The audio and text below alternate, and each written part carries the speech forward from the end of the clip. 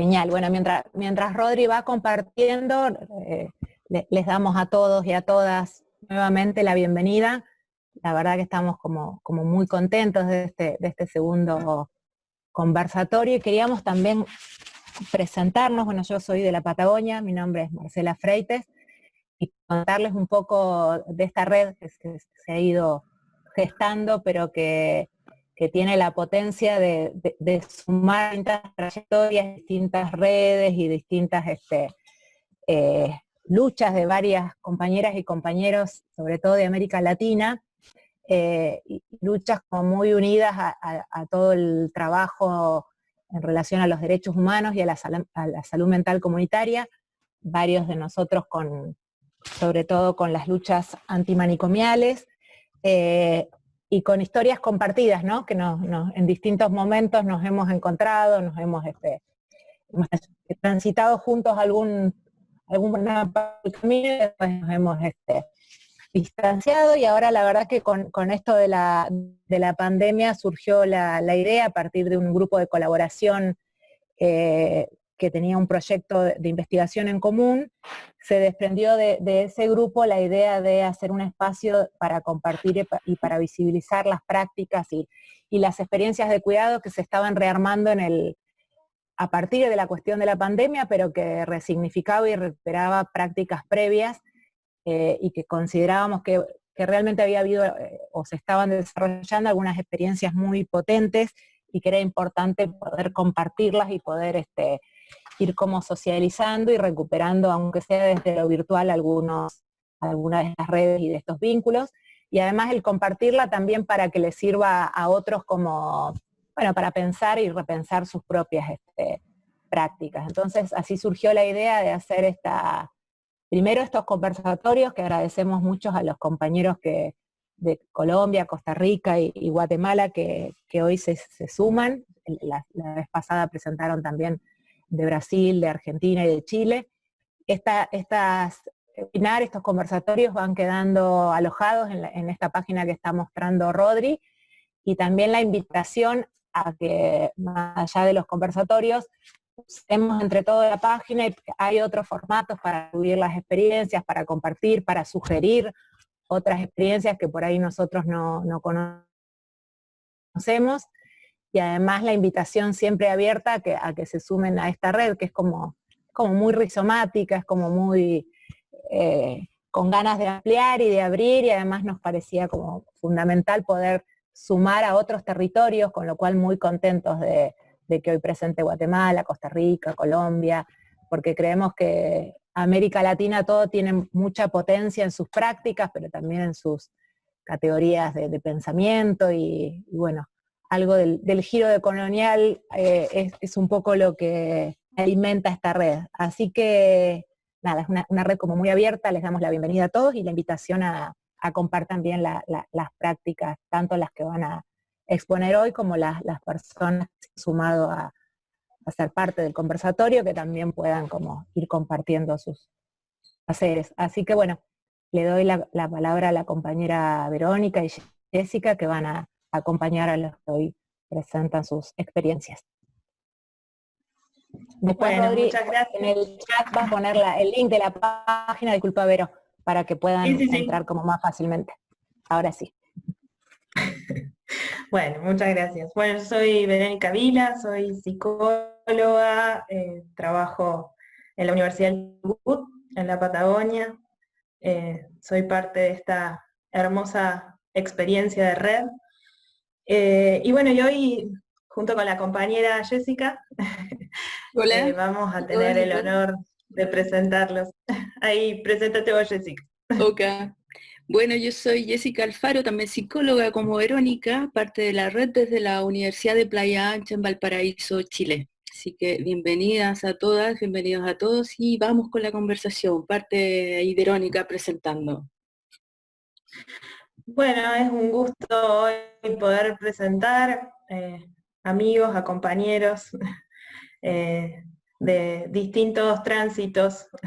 Así que bueno, comenzamos con Guatemala. Van a presentar desde la organización del equipo de estudios comunitarios y de acción social,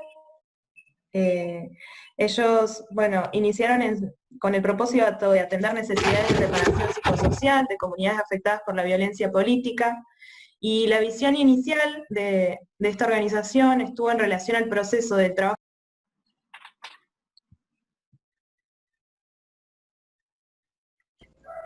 Se cortó la... Vero, se te apagó el... Se te apagó el audio, Vero. Perdón, ahí va. Bien, bueno, no sé dónde quedé, pero el equipo de estudios comunitarios y acción psicosocial, en sus inicios el propósito fue atender a necesidades de reparación psicosocial, ¿sí?, de comunidades afectadas por la violencia política, y la visión inicial del proceso del trabajo psicosocial estuvo en relación a una propuesta teórica en respuesta a los efectos del conflicto armado interno. Fueron proponiendo sistemáticamente abordajes que permitían crear un ambiente de reflexión y apoyo mutuo a las víctimas y dar respuesta a diferentes experiencias que afectaron individual y colectivamente.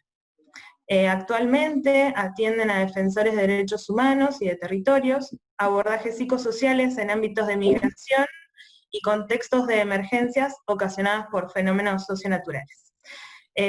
Bueno, hoy nos va a compartir desde esta organización el compañero Byron Chivalam, va a presentar prácticas de cuidados comunitarias y diálogos con lo psicosocial más allá de la pandemia.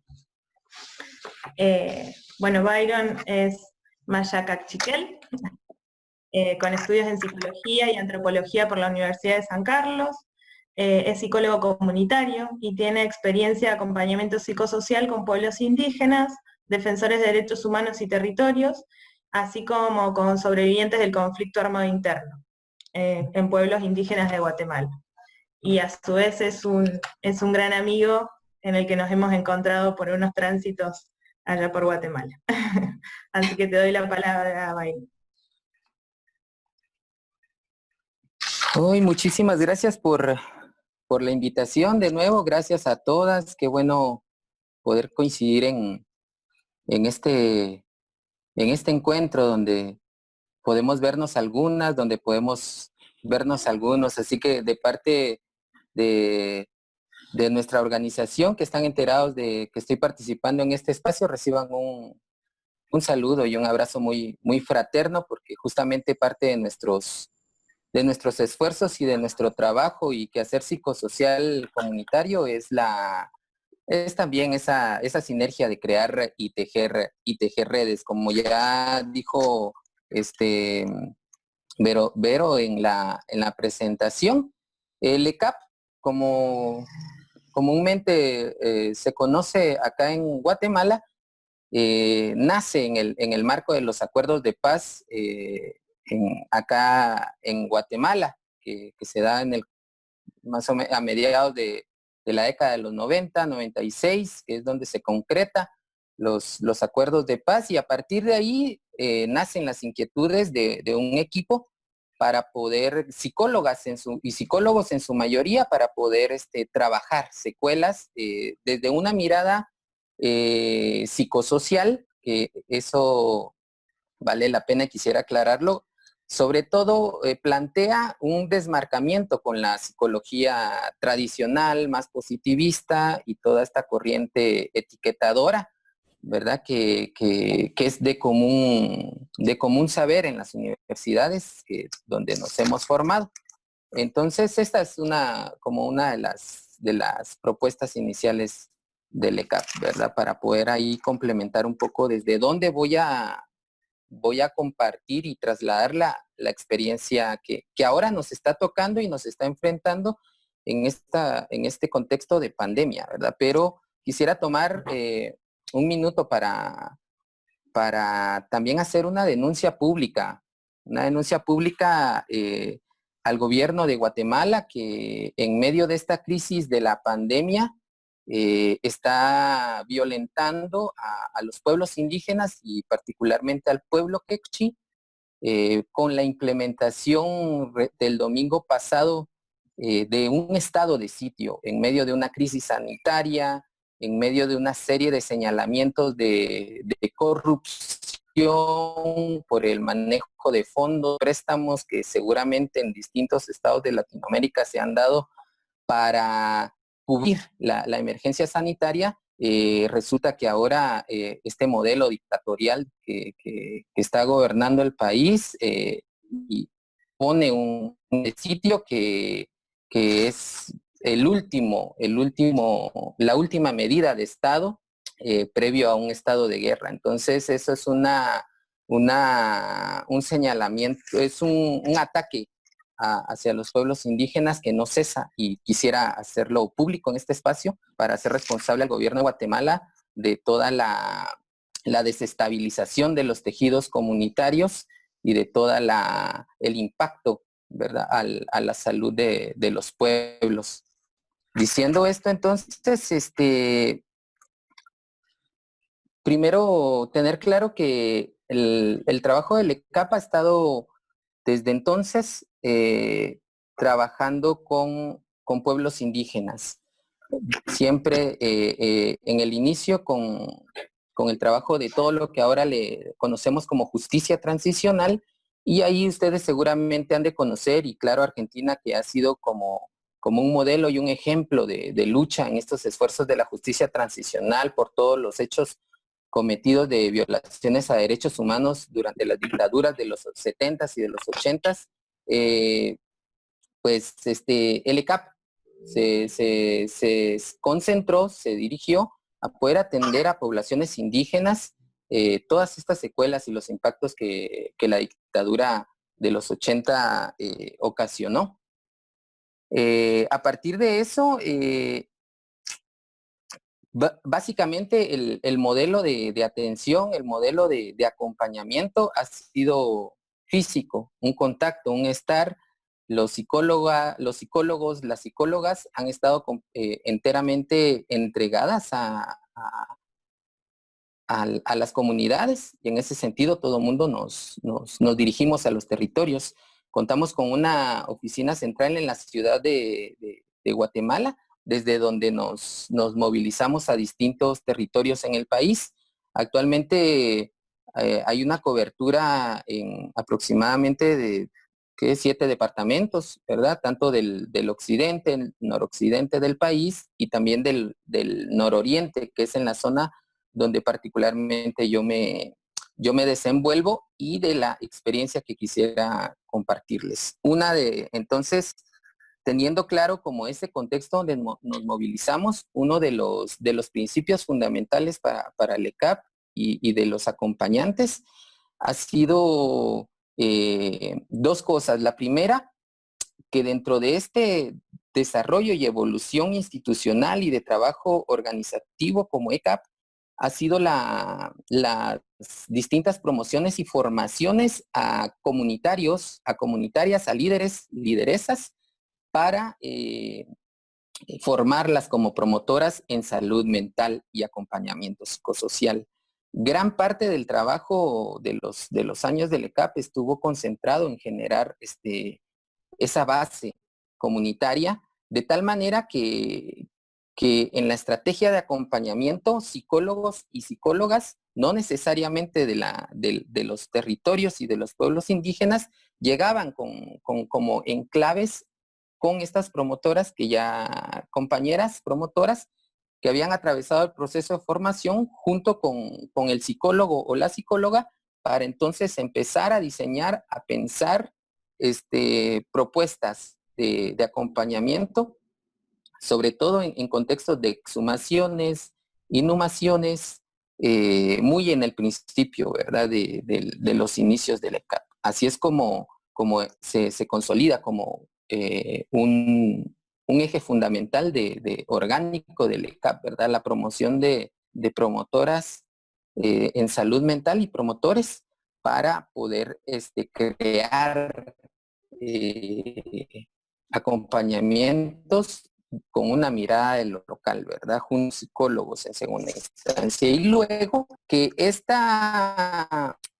eje de trabajo institucional toma muy, muy en serio y que con el paso del tiempo se ha logrado ir madurando esta mirada, el respeto y el reconocimiento a las autoridades comunitarias. Es decir, que toda propuesta, todo proceso psicosocial, comunitario para acompañamiento, tiene que sí o sí estar bajo el conocimiento de las autoridades comunitarias. Y entonces eso implica también un trabajo de relacionamiento con todas las estructuras y todo el tejido comunitario para poder explicar y exponer en qué va a consistir y en qué consiste el trabajo del acompañamiento psicosocial, que al principio cuesta, porque claro, decir psicología en las comunidades y en los 22 o 21 idiomas que tenemos acá en el país, no es que se pueda entender a primera mano, porque cada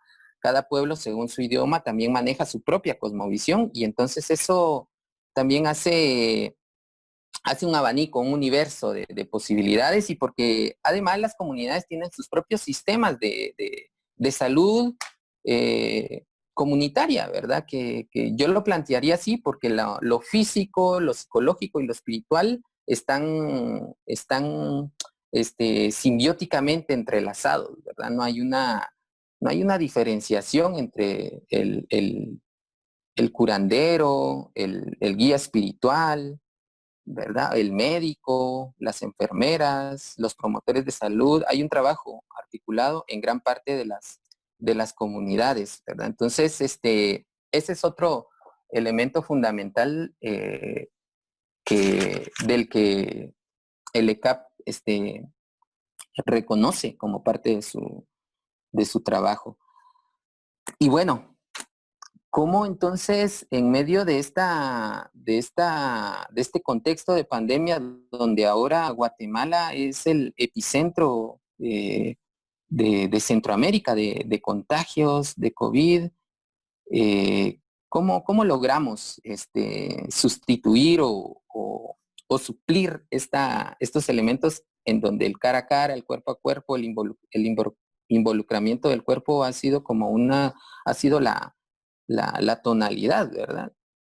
Y bueno, entonces ahí lo que ha ocurrido es que al principio la transición ha costado mucho, porque por supuesto que uno de los grandes problemas de las desigualdades en medio de esta nueva era tecnológica son la accesibilidad a los recursos, ¿verdad? No, en la ciudad contamos con una red mucho más estable que en los territorios, que en las comunidades, ¿verdad? Entonces eso constantemente representa o implica desconexiones, dificultades para poder establecer o realizar llamadas, ¿verdad? Pero a pesar de eso, se ha logrado, en principio, crear esos ajustes atemporales, que también es otra de las cosas que dentro de esta transición de reacomodos y de ajustes del acompañamiento para sostener algunos procesos, pues también ha sido el reconocimiento de que las dinámicas y los ritmos del acompañamiento son completamente distintos. Y por ahí, al principio, en medio de que se empiezan como a levantar una serie de medidas en el país para el confinamiento, para el resguardo, y que hoy eso ya no está vigente, digamos, hasta cierto punto. Costó un montón reacomodarnos y replantearnos cómo podemos sustituir el cara a cara por una llamada a través de un teléfono, a través de una red, cuando hay dificultades de accesibilidad en los distintos territorios. Pues finalmente lográbamos, a través de las promotoras, ¿verdad? Y psicólogos y el resto de los puestos en la organización, poder organizarnos, y eso nos tomó demasiado tiempo, poder sentarnos, platicar, planificar cómo resolvemos, porque otra de las cosas era sostener esta consigna de la crisis sanitaria del quédate en casa, ¿verdad? Que con todas los matices y contrastes que eso pueda tener, era parte de la política institucional de poder respetarlo, ¿verdad? Entonces, en la medida de lo posible, promotoras, promotores y psicólogos teníamos que hacer lo posible desde casa, poder establecer y sostener los procesos, porque además, a la par de esto, mucho de los procesos o algunos de los procesos que estamos acompañando, sobre todo los relacionados con, con los hechos de la guerra interna, siguen legalmente su dinámica. Entonces, constantemente la defensa y los querellantes del caso están ahí en debates, están en una dinámica legal que eso tiene un impacto en las comunidades, en los pueblos que están articulados, que están organizados para la exigencia de la justicia, ¿verdad? Entonces, ahí eso nos obligó a sentarnos, a pensar y finalmente rediseñar recursos, redirigir presupuestos, de tal manera que se pudiera conseguir dispositivos, ¿verdad? Para algunos compañeros o autoridades comunitarias con las que nos permitiera, ¿verdad? Poder establecer el contacto, ¿verdad?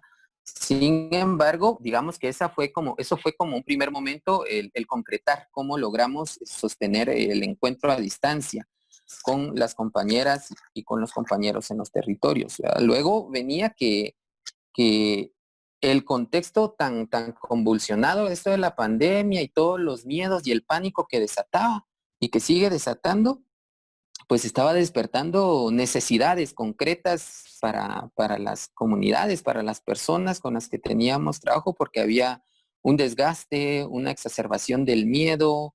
Y entonces, ¿cómo atendemos esa otra parte, verdad? Una vez ya logramos diseñar una ruta de comunicación, bueno, y ahora, ¿cómo atendemos, verdad? Porque no es lo mismo la profundidad en el cara a cara para poder atender que en el teléfono, y además porque hay una serie de desconfianza en el gobierno por, por estar generando vigilancia a través de los dispositivos. Entonces, ¿cómo realizamos llamadas de atención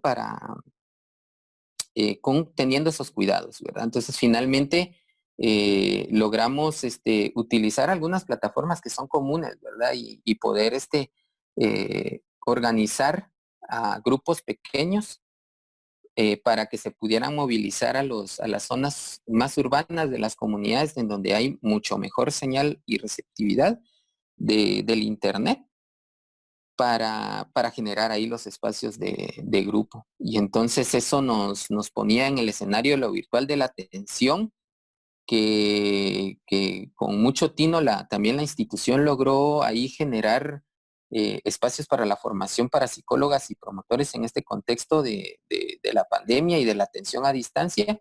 Y por fortuna estuvimos también en ese otro gran momento de cómo utilizar los dispositivos a la hora de la atención, ¿verdad? Cómo lograr comunicarnos, qué tanto podemos profundizar o no podemos profundizar en, en los espacios de comunicación que vayamos teniendo.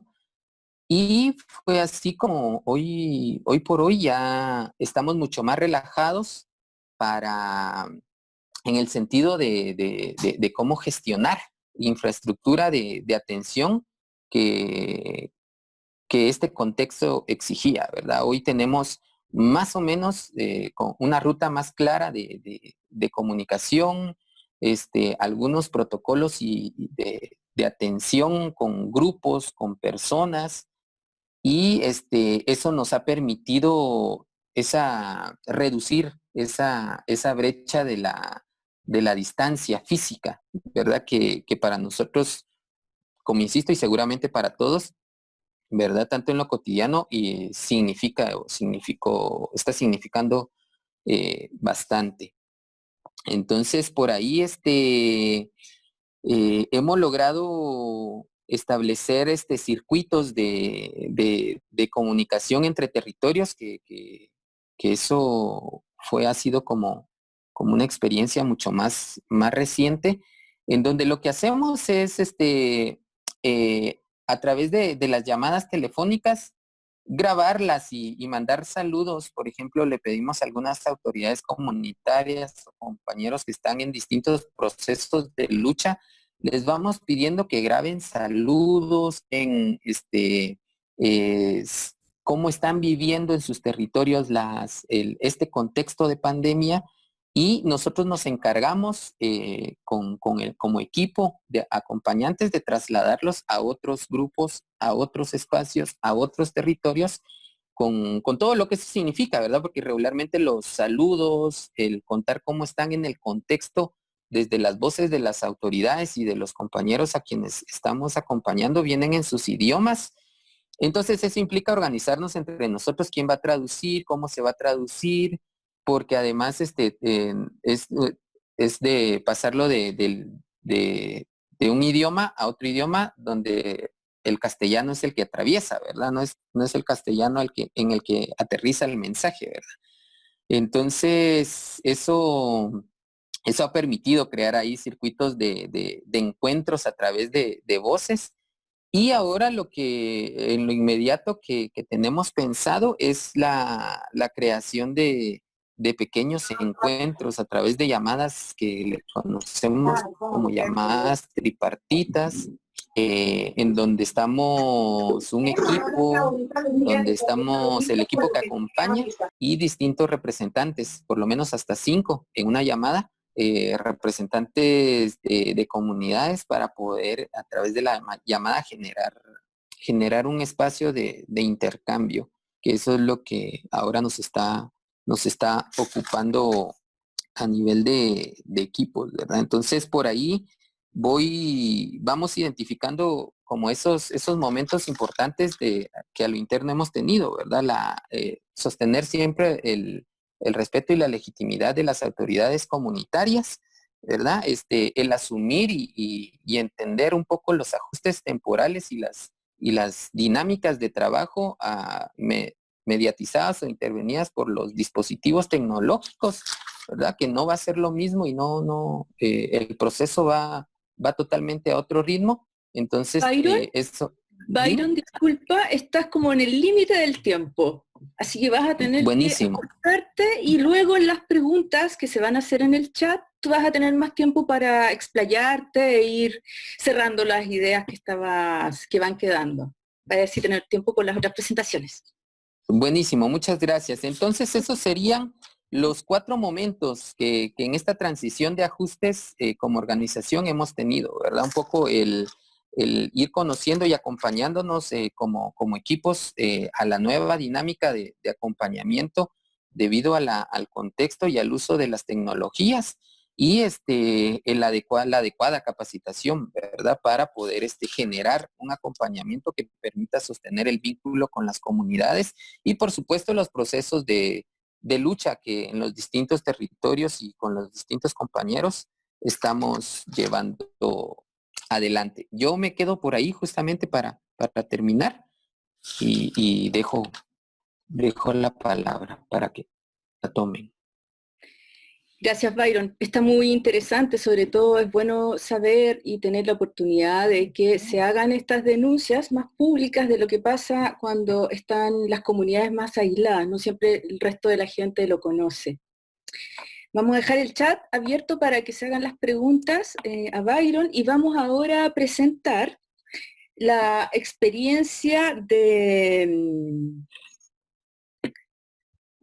Ana Patricia González. Ella es enfermera de la Universidad de Santander en Colombia, y a mí lo que me llamó la atención de su propuesta, de su presentación, es que la llama arquetipo de experiencias con cuidado en la salud de los escolares en instituciones educativas en tiempos de pandemia.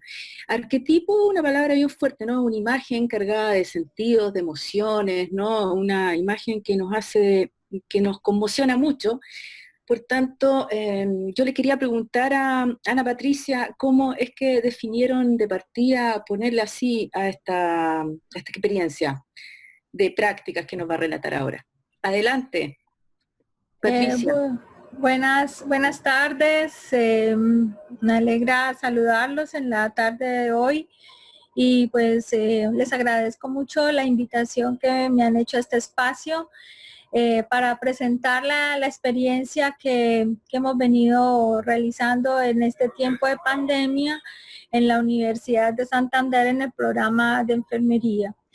¿Y arquetipo por qué? Porque es que vemos como la unión de tantas cosas que en un momento dado se nos dan por la normatividad y que en cierta forma vemos aisladas dentro de muchas cosas y no las hemos podido como palpar todas articuladas. Y este fue un gran momento para lograrse.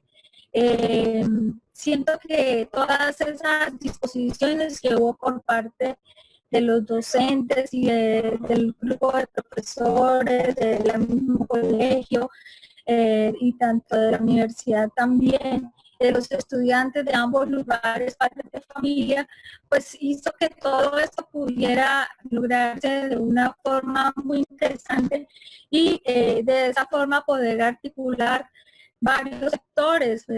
Articulamos lo que fue el sector de educación y el sector salud. Obviamente que nuestras prácticas deberían estar encaminadas hacia la articulación con un ente de salud para las prácticas de docencia servicio, y esto se hizo precisamente con una institución que tenemos en el municipio que se llama ISAU.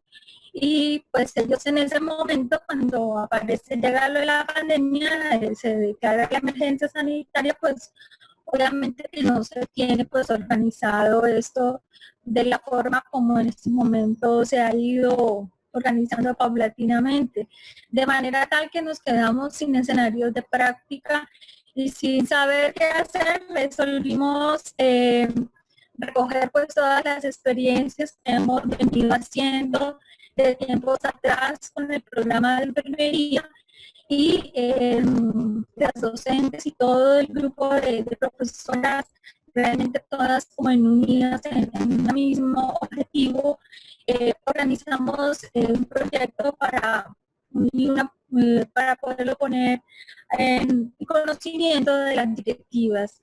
Realmente no fue fácil, entenderán ustedes, cambiar una serie de actividades que se hacen de una forma presencial, como lo decía Mario, y de un momento a otro, decir que ya no es esencial, sino que tenemos una cámara por medio, una pantalla, pues nos pone así como fuera de contexto. Sin embargo, pues no, la pantalla es simplemente un medio, pero había que utilizarlo de alguna manera para poder llegar al objetivo que era lo que queríamos. En este sentido, lo que tratamos de organizar en esta propuesta, junto con las profesoras que formaron parte de esta conformación de este grupo, junto con la directora del instituto, que fue donde nosotros realizamos la práctica, fue una disposición total, dado que sin ese acompañamiento quizás no había sido posible lograr la experiencia como la tenemos en estos momentos. El objetivo nuestro de la práctica pues era desarrollar el programa de atención para el cuidado de las familias, y básicamente las familias a las que nos estábamos refiriendo pues eran las familias del Instituto Tecnológico Salesiano Eloy Valenzuela, CDC Jaime Barrera, que está ubicado en el barrio Girardot del municipio de Bucaramanga. Bucaramanga es una ciudad pequeña, no más allá de 2 millones de habitantes, pero con una gran calidez humana, y donde todas las personas que allí estamos contamos con la más alto nivel de solidaridad. Y además de eso, pues se buscaba que esta experiencia también estuviera marcada dentro de la atención primaria en salud, ya que en nuestro país hay una normatividad que está dispuesta para ello, y pues había que aprovecharla para fortalecer precisamente lo que es la intervención interprofesional e intersectorial de los profesionales, con base en las necesidades que fuéramos a identificar. Además de eso, también aprovechando que el año 2018 se organizó lo que fue la Ruta Integral de Atención de Promoción y Mantenimiento de la Salud, y a través de eso, pues lo que hicimos fue utilizar las herramientas virtuales para poder de esa forma llevar todas las actividades que se requerían por parte de las estudiantes dentro del contexto de sus prácticas. Primero que hicimos, se elaboró un diagnóstico de la comunidad, teniendo en cuenta la metodología local participativa y el rastreamiento comunitario. Luego se elaboraron unos planes de gestión donde los estudiantes y las familias podían desarrollar las actividades que estaban inherentes en cada una de ellas. Se identificaron factores de riesgo y protectores de las familias a través del desarrollo del programa de atención de cuidado de las mismas con la aplicación de los instrumentos de familia. Se hizo también la demanda inducida hacia los servicios de salud del ISAU, del Centro de Atención. Luego se fortalecieron todos los protocolos de cuidado de enfermería que están relacionados con primera infancia, infancia, adolescencia, joven, adulto y vejez, según la necesidad con la ruta integrada de atención de promoción y mantenimiento de la salud. Y luego pues viene ya lo que es la evaluación del proceso y la realización de un artículo. ¿Aló? ¿Me escuchan bien? ¿Aló? Bueno, este es los componentes del programa del cuidado de enfermería, como lo habíamos mencionado. Hay una caracterización por parte de una de las asignaturas de enfermería comunitaria 1, con familia, y enfermería comunitaria 2, que es lo que se trabaja como institución educativa. En la parte educativa, pues todas las asignaturas, según las competencias, lo realizaron. El acompañamiento se hace a través también de todas las asignaturas, y los servicios pues están relacionados de acuerdo con cada una de las actividades que se generan dentro de cada una de las asignaturas, de manera tal que están inmersas ahí pues todas los grupos y los momentos del curso de vida, como el cuidado del adolescente, el cuidado del adulto, el cuidado de la mujer, el cuidado de primera infancia e infancia, y otra que tenemos que es la de salud mental, que es transversal para todas las actividades. Y en el monitoreo pues está todo lo de la parte de la institución educativa, que se trabajó con 2 estudiantes de último grado, y para realizar lo de demanda inducida. Estos pues son los momentos en los cuales nosotros tenemos una teoría de los estudiantes que la realizan en 8 semanas, 10 semanas para práctica, y en este momento pues la práctica que estábamos realizando pues no era una práctica de 10 semanas, sino que dada que la práctica de tipo asistencial se había detenido por lo del COVID, se empezó a hacer entonces la estrategia intensiva de salud comunitaria. También dentro de esta estrategia también pudimos incluir lo que fue la gestión en salud pública, la gestión del riesgo y la educación en salud. Esto puede hacer que... Patricia, ¿sí? Discúlpame, ahí si querés podés ir haciendo como un cierre de la presentación, así presentan la otra experiencia y después damos lugar a los intercambios. Ahí ya tenés ahí algunas preguntas que están haciendo en el chat, que después las vamos a retomar al final. Ok, entonces que dejo hasta acá y después redondeamos al final. No, si querés redondear ahora y finalizás y continuamos con la otra experiencia. Bueno, entonces, pues la idea de estas cosas es que se articulen todas estas experiencias con las otras profesiones. Entonces, en estos momentos, pues lo único que podíamos hacer era hacer la demanda inducida paralizado de manera tal que allí se pudieran atender a las personas que necesitaban algunos servicios y que lo iban a hacer por telemedicina. Bueno, si quiero, pues ahí doy el paso entonces para la otra presentación. Gracias.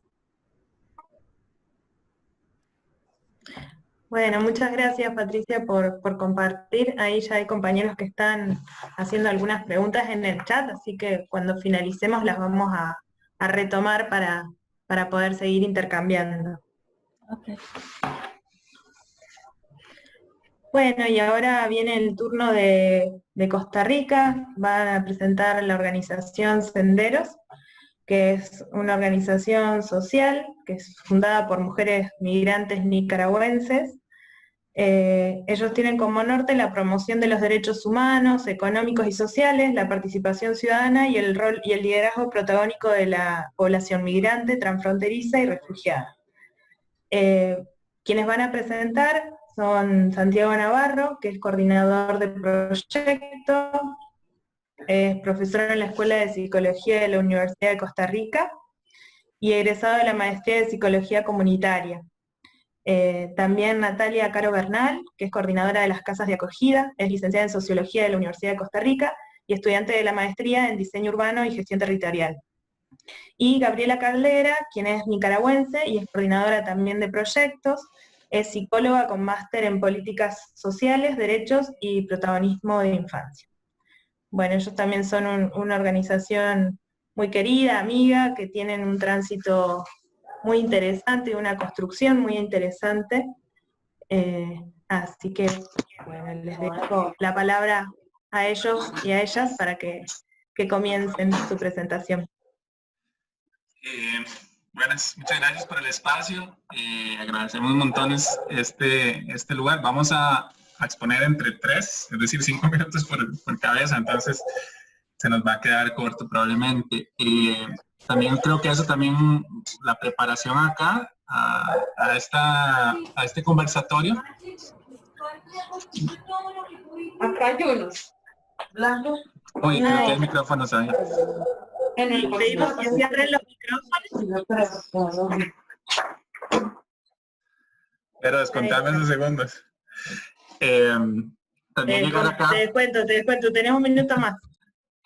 Llegar acá ha sido difícil porque entre tanta urgencia, ¿no? Como entre crisis y como la urgencia y el trabajo cotidiano, el momento de pensar, de dialogar, de sentarnos, de parar un poco, pensar, escuchar otras voces, siempre se dificulta, ¿no? Entonces un poco llegamos acá también un poco dispersas, a ver cómo nos van en la ponencia. Yo quería inicialmente contarles un poco sobre el Centro de Derechos Sociales de la Persona Migrante, sobre Senderos.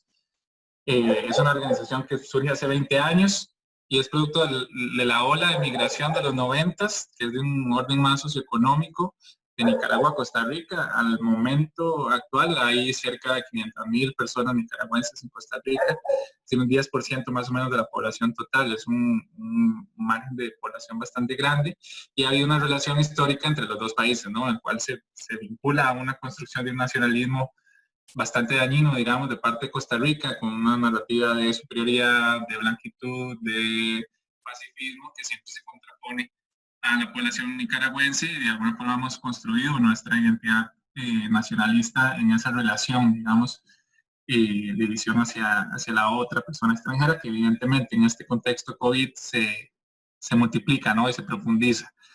Entonces, en aquel momento se organizan profesionales nicaragüenses con trabajadoras, principalmente domésticas, en aquel momento que empiezan a sentir las condiciones de explotación laboral, de discriminación, de xenofobia en Costa Rica, y fundan una organización, muchos siguiendo el legado, digamos, de las partes que podríamos retomar como más positivos de la revolución sandinista, que tiene que ver con la organización de base, con procesos de participación de abajo hacia arriba, etcétera, que evidentemente posteriormente son traicionados y que en este momento estamos sufriendo las consecuencias de eso.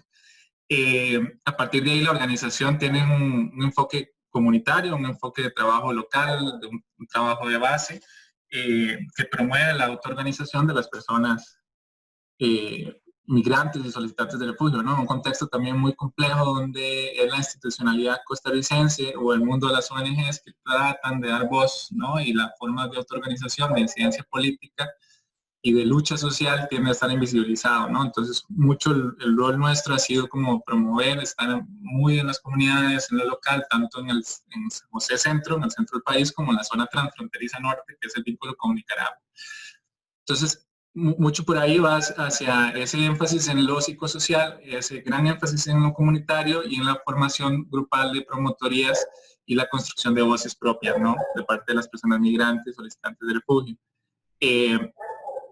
Durante todo este tiempo hemos trabajado esto y hay como, tal vez que podríamos mencionar dos heridas psicosociales, dos momentos fundantes, que es el lugar de la migración en los 90s y el lugar de la rebelión en la crisis de abril de 2018 en Nicaragua. En ese momento nos abre un parteaguas, vienen muchas personas exiliadas por la represión política, que eso implica crímenes de lesa humanidad, implica tortura, implica detención ilegal, implica violencia muy fuerte que hace que un buen porcentaje de personas se vengan hacia Costa Rica y enfocamos, digamos, nuestro trabajo histórico hacia ese acompañamiento de estas personas que van llegando, ¿no? Entonces, esa herida que se ve allá también nos traspasa como organización, al estar conformada en su mayoría por nicaragüenses también, haber participado de procesos revolucionarios, de procesos de cambio social en aquella época y ver la presión en este momento, pues atraviesa la organización también, ¿no? Entonces, nos atraviesa y ponemos en pie de lucha, digamos, nuestra experiencia y nuestro trabajo previo hacia esto, ¿no? Eso implica tener muy presente una perspectiva desde la psicología de la liberación, una perspectiva desde conceptos que nos tratan de, o nos llevan a evadir un poco el lugar del psicologismo, el lugar del individualismo en la psicología y tratar de tener una perspectiva más cercana a los postulados de Ignacio Martín Baró de la psicología de la liberación, ¿no? Cómo entender que las heridas sociales, que las crisis sociopolíticas se trabajan también a nivel de estructuras sociales y a nivel de luchas sociales hacia la incidencia, ¿no? No solo hacia un nivel de la persona, el individuo y su resiliencia o su trabajo, digamos, acerca de cómo afronta las crisis, ¿no? Sino hacia el afrontar organizacionalmente, grupalmente, y hacia la incidencia política de estructuras sociales el proceso. Ya lo último, que se me pararon los 5 minutos, todo esto es como un antecedente, digamos, las crisis que ya vienen desde la condición migratoria de los 90, que ha estado constante a nivel del país, con la xenofobia institucional costarricense y con la xenofobia cultural, se inflige un poco más fuerte esa herida, digamos, se abre de nuevo, se abre un poco más fuerte con el contexto de abril de 2018 y se vuelve a abrir en el contexto actual donde la violencia sociopolítica se instala nuevamente, tanto a nivel de Nicaragua, con un asumir bastante hacia promoción de la muerte de parte del gobierno de Ortega y hacia un crecimiento altísimo en el contexto actual de la xenofobia costarricense, ¿no? Entonces, en ese contexto histórico, en ese contexto social, en ese entrecruzamiento de tres estructuras, empezamos a trabajar, digamos, un poco más las experiencias que vamos a contar más adelante. Surgen algunas dudas, algunos preguntas que nos hacemos constantemente, es decir, ¿qué lugar ocupa lo psicosocial cuando la prioridad es lo alimenticio y de techo? Es decir, ¿cómo estás atendiendo grupos, estás trabajando las personas, estás trabajando procesos de organización?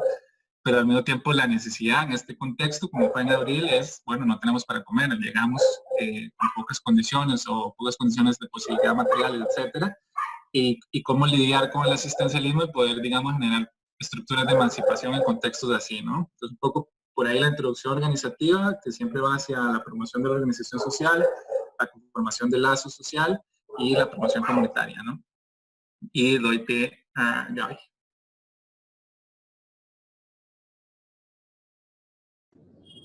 Hola, un placer, gracias por la invitación. La verdad es que sí, Santi dio una buena introducción, la que yo quería mencionar.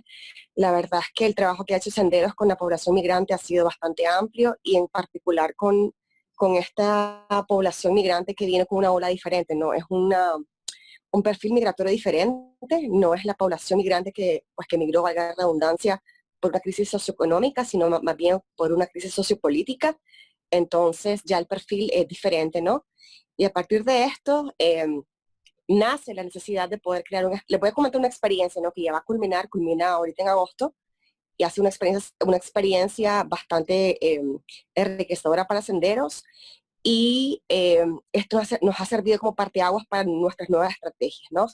Entonces, como les decía, esta crisis sociopolítica que pasó en Nicaragua en el 2018 nos hace plantearnos de senderos, hay que hacer algo con la gente que vino para acá, ¿no? Mucha gente se vio forzada a exiliarse a Costa Rica, ¿no? Para proteger su vida en el 2018, pero no era el mismo perfil, no eran profesionales, personal del movimiento campesino, muchos estudiantes universitarios, representantes de derechos humanos, de defensores, etcétera. Entonces, surge la necesidad de hacer un espacio o brindar un acompañamiento, ¿no? Psicosocial que pudiera abarcar y pudiera paliar todas estas heridas, ¿no? Que también ya han venido, porque Nicaragua es un país que viene con una mochila cargada, ¿no? De duelos posguerra. Entonces, se está volviendo a repetir el ciclo, ¿no? Entonces, surgió esta estrategia, ¿no? Empezamos a trabajar con estudiantes universitarios, con personal del movimiento campesino, con representantes de defensores de derechos humanos, ¿no? Y un proceso que llevaba dos fases. Uno era la parte psicosocial, la parte más psicológica, que tiene que ver con el afrontamiento del duelo, con la reconstrucción de la memoria, con sanar heridas pasadas, ¿no? Con la transformación del conflicto. Y la segunda parte tenía que ver con la parte de liderazgo, ¿no? Porque mucha de esta gente con la que trabajamos nosotros, que eran representantes comunitarios dentro de su ámbito, ya sea por departamento, o sea por organización social, entonces trabajamos con ellos, ¿no? Acabamos de culminar el proceso, ya ahorita en agosto termina. Fue bastante bueno el hecho de poder contar de primera mano con la experiencia de los chicos.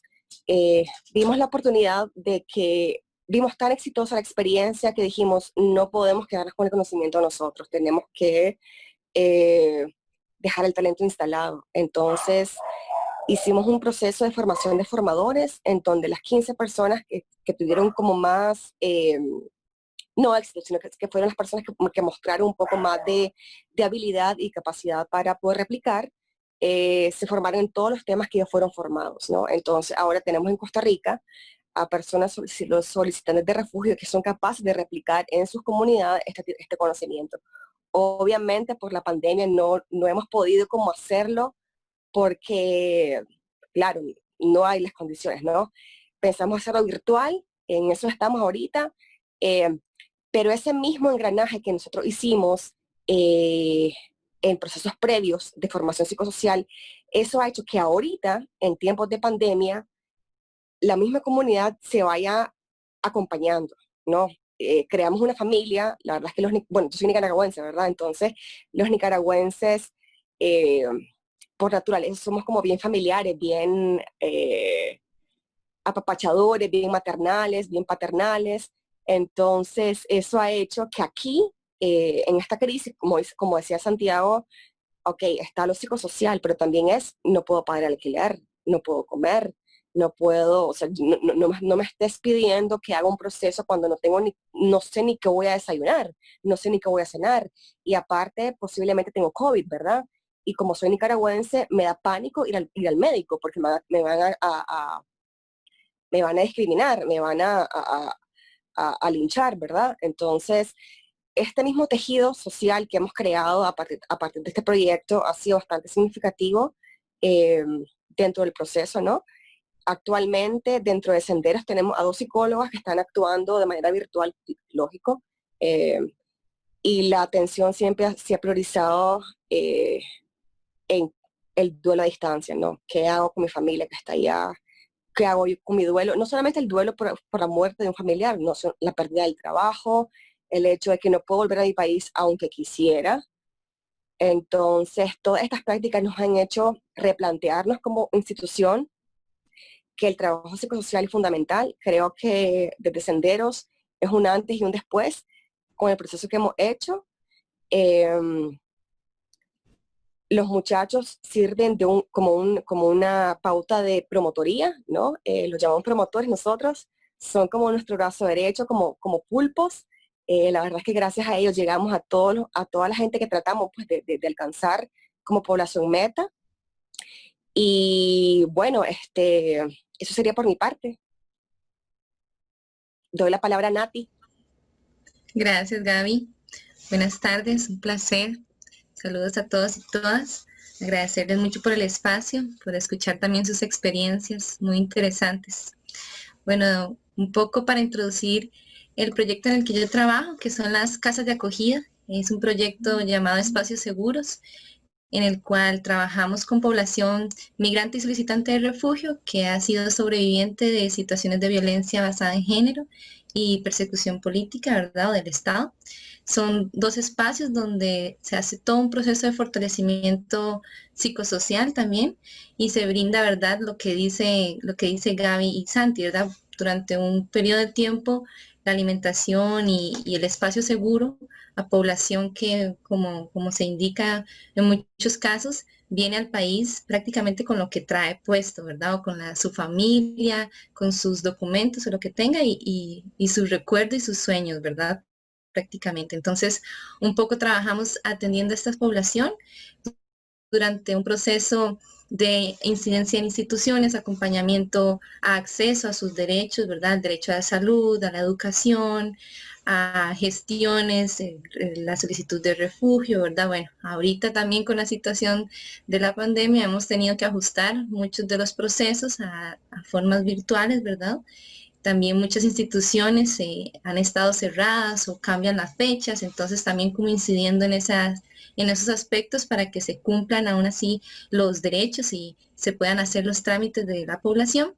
Y también trabajamos en toda una serie de procesos educativos, ¿verdad? En cuanto a derechos, todos los derechos laborales que tienen, ¿verdad? Todo el proceso como más de formación y de fortalecimiento en cuanto a, digamos, educativo, ¿verdad? Que es la parte también fundamental para que cuando las personas egresan o salen del proyecto, tengan también estas herramientas, ¿verdad? Que no sea únicamente un periodo de tiempo, sino unas que le brinden herramientas para estar en el país e irse integrando a nivel comunitario. También comentarles un poco un proceso que nos parece muy interesante y muy importante que trabajamos llamado Familias Solidarias, que son casas donde tienen algún espacio, una habitación, y las familias deciden abrir como el espacio a recibir a una persona solicitante de refugio y se hace todo un proceso, ¿verdad?, de integración a las comunidades. Realmente es población que tiene toda una serie de situaciones y de cicatrices, como hablamos, pero también muchísimos sueños, muchísimos anhelos, y cada persona con la que hemos estado trabajando realmente nos enseña mucho sobre las dificultades y las situaciones que viven, pero también todas las capacidades y posibilidades que tienen para salir adelante, ¿verdad?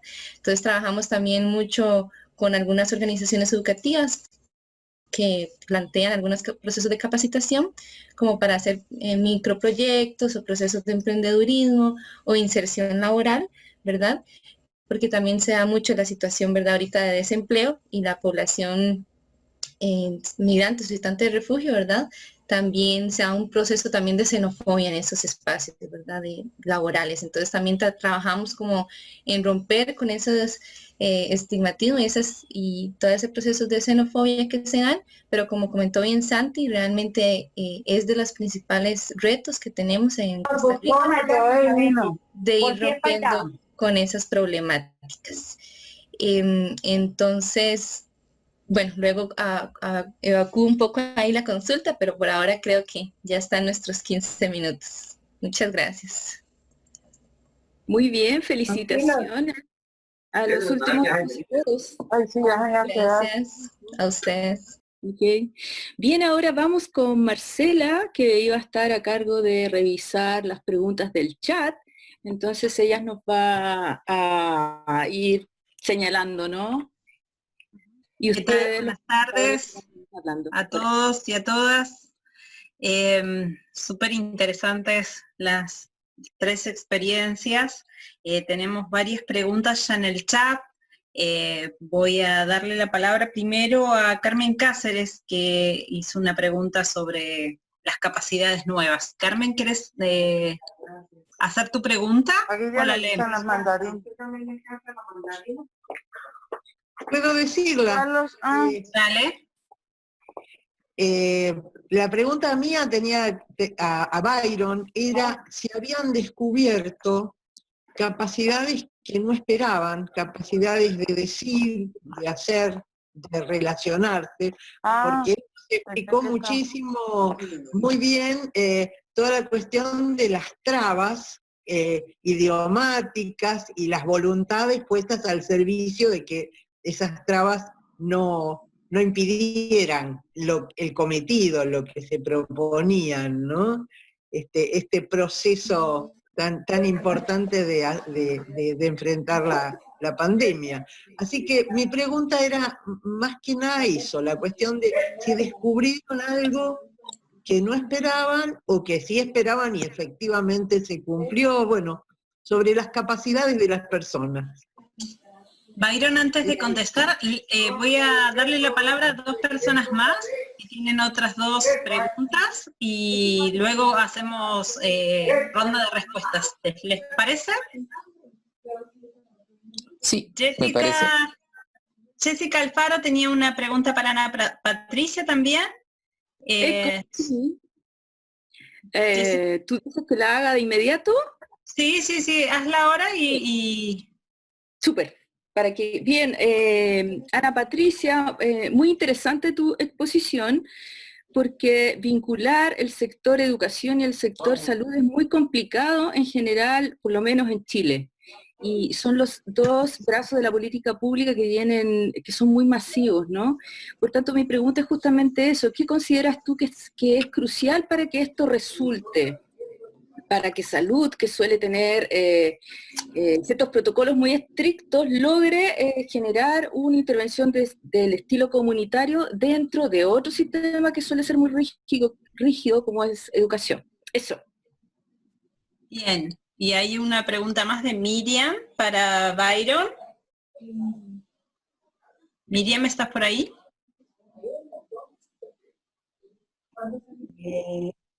A ver. Sí, para Byron. Sí, yo como había preguntado a la compañera sobre las nuevas capacidades, pensé cuál es la lectura de los obstáculos que están teniendo, cómo los van denominando o viendo, sintiendo en la experiencia, y cuáles se han visto impactos en torno a esta política represiva del gobierno, más siendo el tema que ustedes trabajan en relación a la represión. Bien, gracias Miriam. Abrimos con esas 2 preguntas y luego abrimos a las preguntas de Sendero. Las que siguen son para Sendero. Muy bien, sí, muchas gracias por las preguntas. Bueno, quizá más que, bueno, no en términos de capacidad que pueda compartirles, ¿verdad?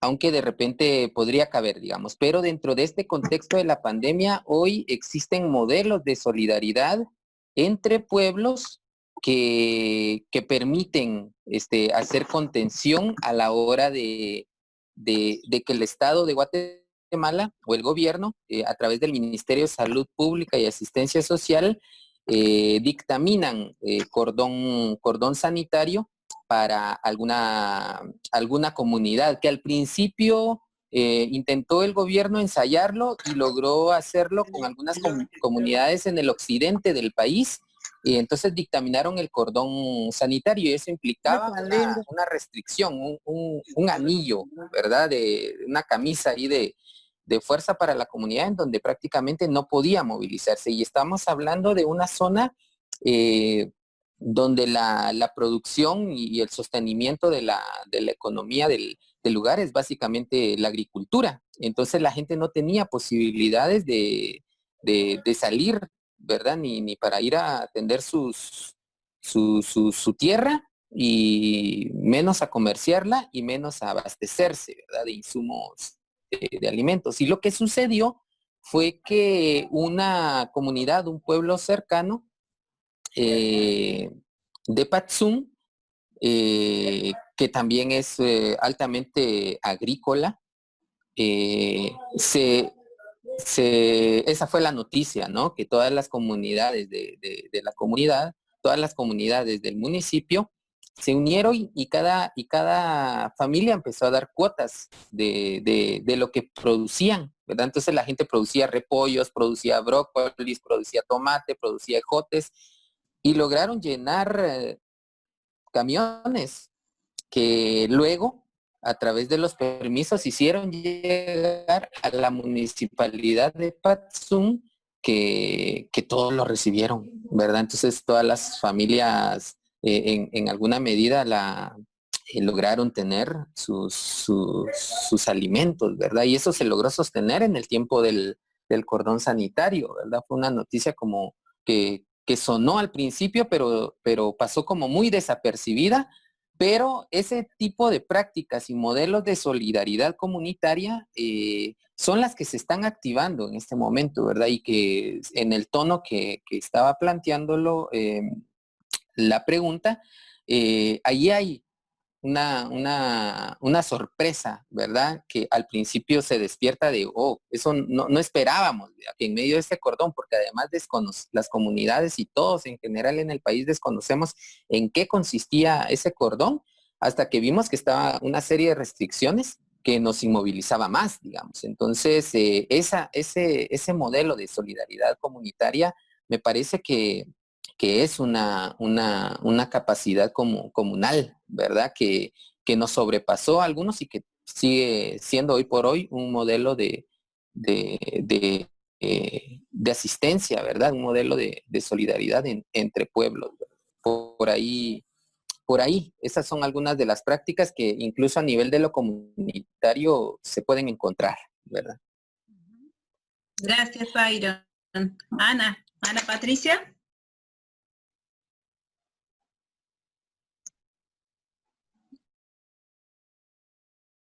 Ana Patricia, ¿estás ahí? Es que tuve una dificultad aquí con la conexión, pero ya estoy acá otra vez. Ok. Te preguntaban cuáles eran los elementos claves para poder congeniar esas dos políticas públicas que no son sencillas, como decía la compañera, ¿no? Bueno, yo pienso que hay una gran gama de elementos ahí que juegan un papel muy importante dentro de esas estrategias que son importantes para poder articular los dos sectores.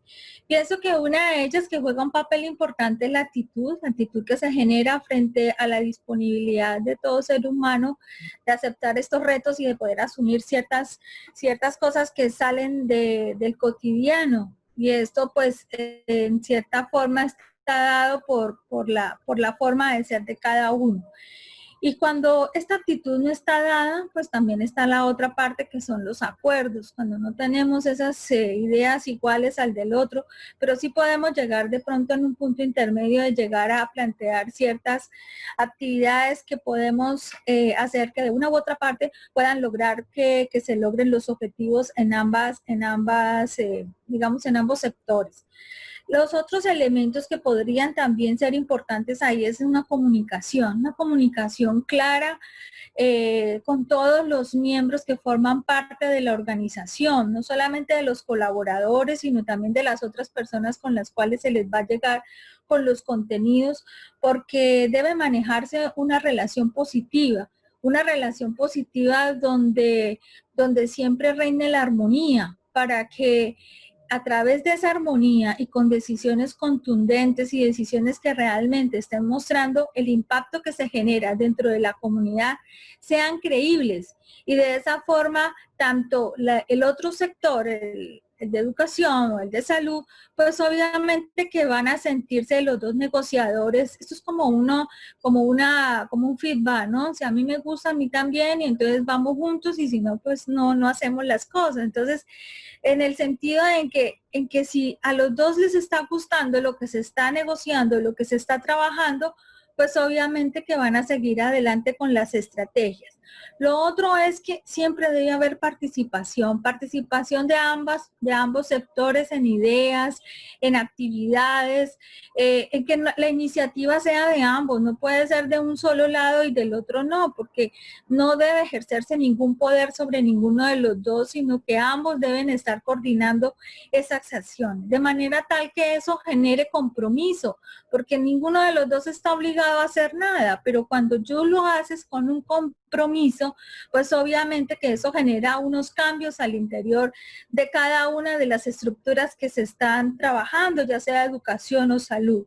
Y la otra pues es sobre todo pues trabajar de una forma armónica, presentar claro cuáles son los planes y estar en una actividad muy positiva frente a las personas que forman parte de los equipos, porque de esa forma pues todos van a estar contentos y van a poder realizar de una forma que ustedes ni se imaginan la cantidad de experiencias bonitas que salen y que uno ni se imagina que cada uno podía haber tenido estas cosas y las muestran, ¿no? Inclusive hasta con los mismos estudiantes también tuvimos varias dificultades, pero vimos también resultados muy interesantes. Gracias, Ana Patricia. Bueno, teníamos también a Jessica que quería hacer una pregunta para Senderos. Jessica. Sí, por la perspectiva de género que utilizan, ¿no? Si hay alguna especificación dentro de la mirada de género que despliegan, eso como a nivel más teórico tal vez, y sobre todo en lo práctico, cómo, si logran o no, y cómo lo hacen, el apoyo de las familias de Costa Rica, ¿no? En este programa de familias solidarias, ¿no? Donde una persona que lo requiere puede optar a un espacio en una casa de la familia. Hay otra pregunta más para Senderos antes de darles la palabra a los compañeros de Senderos. Mabel, ¿querías preguntar? Sí, buenas tardes. Fundamentalmente quería saber cómo es el tema del financiamiento, o sea, cómo manejan los recursos, desde dónde, es nada más que eso. Gracias, Mabel. De Senderos no sé quién va a contestar de los tres. Había creo otra pregunta más, ¿no? Me parece ahí en el chat. Hay otra pregunta, pero es para las tres experiencias, así que la dejamos para cerrar si quieren. Sí, si gustan, igual no hacemos mucha trampa y intervenimos las tres personas rápido. Yo creo que las tres preguntas se relacionan. Mucho esa tensión entre el proyecto, formulación del proyecto y lo que se ejecuta y cómo se da la relación con las comunidades y cómo nos impone, se relaciona evidentemente con el financiamiento y también con la lógica de familias solidarias. Entonces, desde su fundación, la organización se percibe, se concibe y lucha por ser una organización social antes que una ONG, digamos, como que un poco como lo veo es poder nombrar las tensiones y dilemas internas que hay dentro de la organización. Entonces, hay una tensión entre el legado colonial y el legado de cómo, digamos, básicamente el primer mundo se limpia su conciencia colonialista de conquista con el tercer mundo, es decir, nos financia proyectos y al mismo tiempo nosotros reproducimos internamente o no esa lógica, ¿no? Es decir, como al mismo tiempo te puede financiar un proyecto que viene, qué sé yo, de la Unión Europea, cuando al mismo tiempo están dejando morir migrantes en el Mediterráneo, pero al mismo tiempo te da la posibilidad de financiar un proyecto de ese tipo, ¿no? Son tensiones que creo que si no se nombran y hacemos como si no existieran, que muchas veces pasa, no se pueden construir a partir de ahí, digamos, y tener una mirada sensata. Entonces, un poco bajo esas tensiones partimos, ¿no? Algunos proyectos son financiados por cooperación internacional, mucho de nuestro trabajo es voluntario también, y la gran apuesta siempre es poder tener una agenda propia, es decir, un sistema de construcción estratégica que sea de Senderos en coordinación con sus organizaciones base, con las comunidades con las que trabajamos, y quien financie y quien da algo de dinero va en función de nuestra estrategia, no al revés, ¿no? Porque el mundo también, el mercado internacional y el mercado nacional de ONGs implica un sistema de mercadeo, básicamente, de temas moda que te determina tu agenda propia, ¿no? Entonces te constituís una organización de servicios, de servicio a quien te paga por hacer algo, ¿no? Entonces un poco siempre la lucha y la tensión, que no siempre se logra, y creo que también es sensato decirlo, lograr una autonomía, ¿no? Y lograr una independencia y lograr una agenda, una estructura estratégica interna que tenga la fortaleza suficiente para que sea una relación entre pares, ¿no? Entre iguales, y no sea, digamos, quien te financia, quien te determina y quien construye tu agenda propia, ¿no? Un poco eso es un dilema que creo que trasciende a toda organización social, que tiene algunas formas de organización de ONG o fundación, etcétera. Y ese legado, digamos, colonial también lo tratamos de luchar internamente con las formas de participación, de empoderamiento, de generar también agendas propias, agendas paralelas, y siempre en prioridad con las organizaciones y comunidades con las que trabajamos, ¿no? Entonces, por ahí vienen las dos tensiones entre preguntas. A veces los objetivos los cambiamos y hablamos con quien nos financió algo y decimos, miren, esto no va por acá. Por ejemplo, en el contexto COVID hubo que cambiar 1000 cosas para dar prioridad a lo que es prioridad, ¿no? Y eso fue negociar y digamos, hacer pulso también con cada ente que financia y también interno nosotros y nosotras. Es decir, cómo instituirse una organización social al mismo tiempo de ser una ONG, te da la tensión entre ser militante, activista y ser trabajador de un espacio, ¿no? Entonces eso genera una tensión que creo que no tenemos resuelta, pero que es importante hablar y expresar como para poderla pensar, reflexionar y generarla. Entonces hacemos trabajo que a veces es pagado, que implica unas horas, y otro que es voluntario y que al mismo tiempo te quema y que al mismo tiempo estás en la lucha social, pero al mismo tiempo te están pagando. Entonces genera una contradicción súper densa y compleja que no tenemos una respuesta, pero al menos creo que la sensatez de poder enunciar la pregunta es fundamental en todas estas luchas. Y con las familias solidarias, por ejemplo, este proyecto de casas solidarias es un proyecto financiado. Familias solidarias nace en la lógica de cómo generar formas de autoorganización, de autonomía en la población en sí misma, que no dependa ni de una ONG, de senderos, ni de la cooperación internacional, ¿no? Entonces siempre vamos como en esa lógica, un poco con lo que se dijo anteriormente, es decir, cómo todo proyecto va en la promoción de la autoorganización y el autosostenimiento, ¿no? Cómo no crearnos siempre inmortales para generar dependencias, asistencialismo, etcétera, etcétera, ¿no? Esas tensiones que siempre están, nunca lo resolvemos del todo en el momento en que decidimos recibir financiamiento externo, ¿no? Pero ahí están, digamos, y un poco está consciente y cómo luchar con eso. Familias solidarias, hay un legado histórico desde la revolución del 79 en Nicaragua de solidaridad de parte de la población costarricense, y así retomar ese legado, ¿no? Un poco. Pues surgen personas solidarias, gente que pone un cuarto, que pone su sala, que pone un tiempo, un espacio para que una persona sin casa pueda estar en su espacio, ¿no? Eso genera 1000 tensiones, porque también tener a alguien eternamente en tu espacio y convivir con alguien que no conoces y que no hay química, se dificulta, ¿no? Pero bueno, es parte de las tensiones de todo. Y ya para terminar, tenemos, no lo dije antes, pero una perspectiva junto al legado de la psicología de la liberación, o un intento de poder seguir algo de su legado, ¿no? Estas contradicciones que tenemos, una lógica de interseccionalidad. Entonces, evidentemente, partimos de que todo va a estar atravesado por una lógica de clase, por una lógica de género y por una lógica de nacionalidad, raza, ¿no? Que es importantísimo para nosotros, pero si no es lo mismo la vivencia de una persona vista como homogénea o normativa, a si sos mujer, a si sos trabajadora doméstica, a si sos migrante, y se te suman un montón de cargas ya laborales y de estigma, de discriminación, etcétera, de exclusión social. Entonces un poco como que siempre vamos a estar en esa mirada. Y ahí termino. Muchas gracias, Santiago. Bien, y hay una última pregunta, creo. Hay 2 preguntas más, pero son para todos. Una de Tania. Tania, ¿quieres hacer tú la pregunta? Hola. No, creo que en parte ya...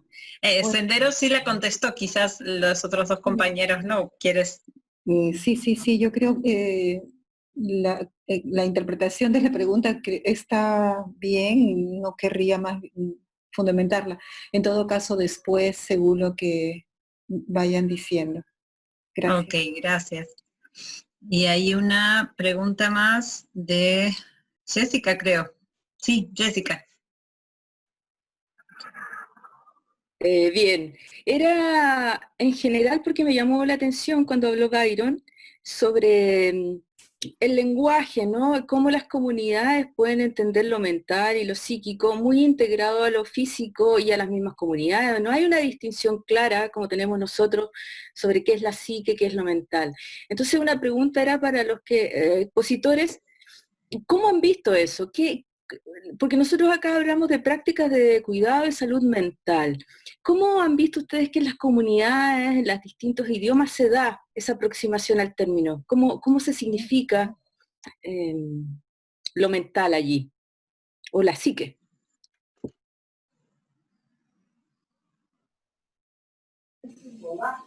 Muy bien. ¿Empiezo yo? Marcela, ¿me decís? Claro, Dame el banderazo. Sí, avante. Bueno, tal vez solo retomar una pregunta que no contesté anteriormente sobre los obstáculos y los impactos psicosociales que el contexto de la represión actual se está dando en algunas comunidades. No la atendí porque no entendí un poco la dinámica de la exposición para las respuestas, pero quisiera trasladarles una preocupación y también un esbozo de cómo subjetivamente hay recursos y mecanismos en las comunidades, en los compañeros, en las compañeras, que van utilizando para poder enfrentar y afrontar el contexto de la represión, porque bueno, ahí un poco el contexto previo a la implementación del estado de sitio, pues era el confinamiento, ¿no? Y las comunidades decían, bueno, nosotros acá en las comunidades estamos cumpliendo, ¿verdad? No salimos de casa, igual no tenemos suficientes recursos para hacernos de una mascarilla, para hacernos de jabón, para hacernos de gel antibacterial y todos esos insumos de sanitización. No contamos, pero estamos cumpliendo con el distanciamiento y con las medidas que están dando. Pero, ¿y el gobierno? ¿Cómo cumple? ¿Verdad? Que era una interrogante que plantearon en el discurso nacional las comunidades que todavía no tienen respuesta, ¿verdad? Entonces, en medio de esto ya de por sí el contexto nos había confinado a la casa, ¿no? Nos había reducido al espacio de la casa, nos había limitado y en general me parece que de fondo en la estrategia de los estados, de esto del confinamiento, lo que están haciendo es para limitarnos y para ir mutilando los pocos derechos civiles que nos quedan, ¿verdad? Para que cuando salgamos prácticamente no tengamos, ¿verdad? La posibilidad del reclamo y de la lucha por esos derechos, ¿verdad? Entonces ahí se están aprovechando para seguir sosteniendo el quédate en casa, ¿no? Pero entonces, platicando con las compañeras en el contexto ya de ahora del estado de sitio, una compañera decía, siempre lo de la guerra, ¿verdad? Está muy, muy conectado con estas medidas de guerra.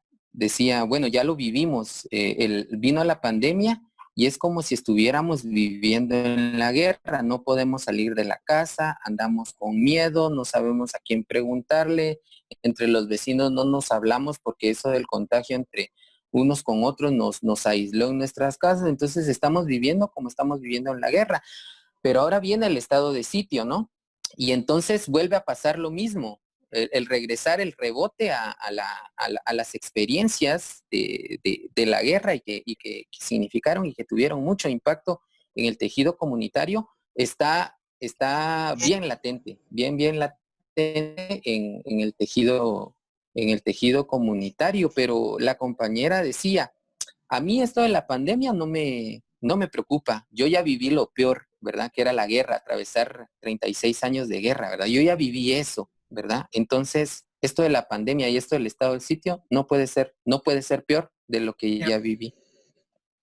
Ese discurso o ese contenido de la compañera dice mucho de los mecanismos que subjetivamente las comunidades desde sus condiciones han logrado utilizar y echar mano para poder sostener precisamente el etos comunitario, ¿verdad? Y y como de la nada, después de que pase esto, la comunidad vuelve a florecer, sus dinámicas comunitarias de solidaridad, de intercambio siguen estando.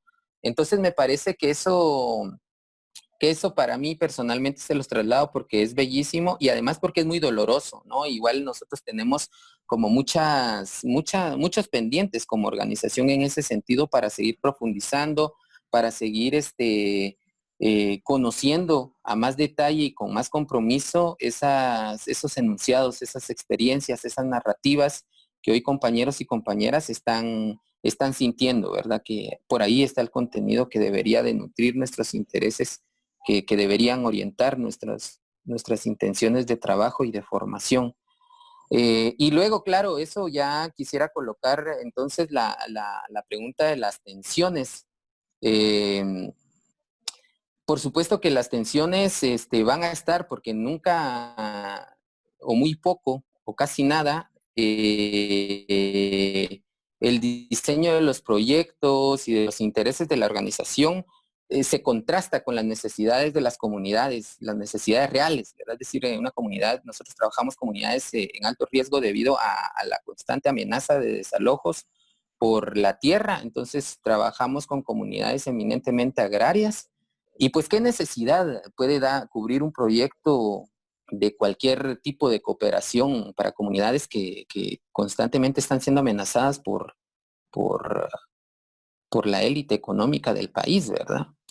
Entonces, a nosotros lo que mucho nos ayuda es transparentar en las relaciones con las distintas autoridades comunitarias qué recursos tenemos sin encubrir ni ocultar nada y que este tipo de relaciones pueda ser trasladado a consultas y asambleas, de tal manera que las comunidades podamos llegar a acuerdo de decir, miren, este proyecto que ahora vamos a hacer, que consiste en acompañamiento a comunidades que tienen medidas cautelares, está encaminado y está diseñado precisamente para eso, ¿verdad?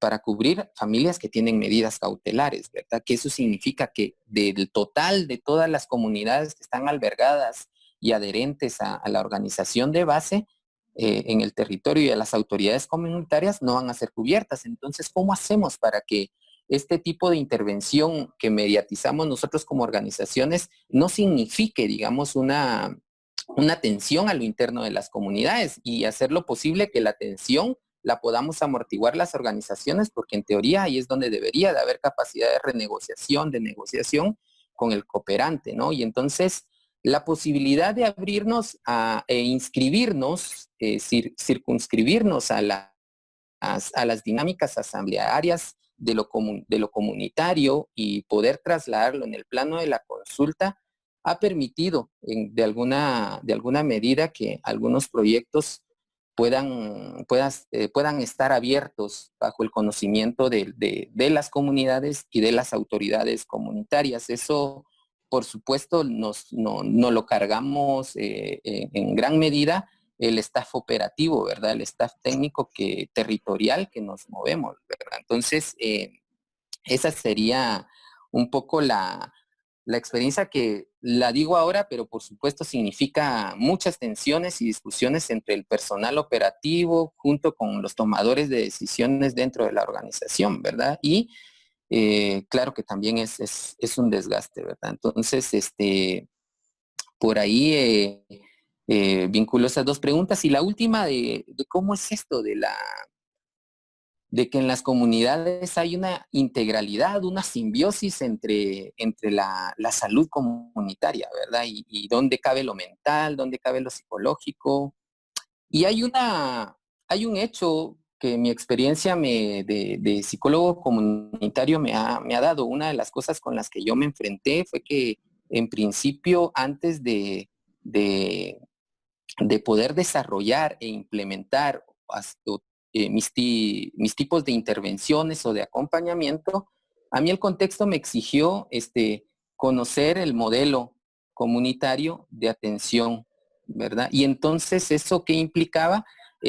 Ubicar y conocer el tejido de salud comunitaria que sostiene la salud comunitaria, la salud mental, la salud espiritual. Y entonces yo me fui a ver a los guías espirituales, yo me fui a ver a las comadronas, yo me fui a ver a los enfermeros comunitarios, y todos estaban comunicados, todos tienen sus propios órganos, ¿verdad? De comunitarios, en donde ven y tratan la atención de la comunidad. Entonces, para mí, conocer, en principio fue ese proceso de conocer ese sistema y luego de conocer los mecanismos que comunitariamente utilizan para atenderse, y entonces, y solo entonces, proponer, hacer mi voz desde psicólogo comunitario, representante de una organización, para proponer, una vez conocido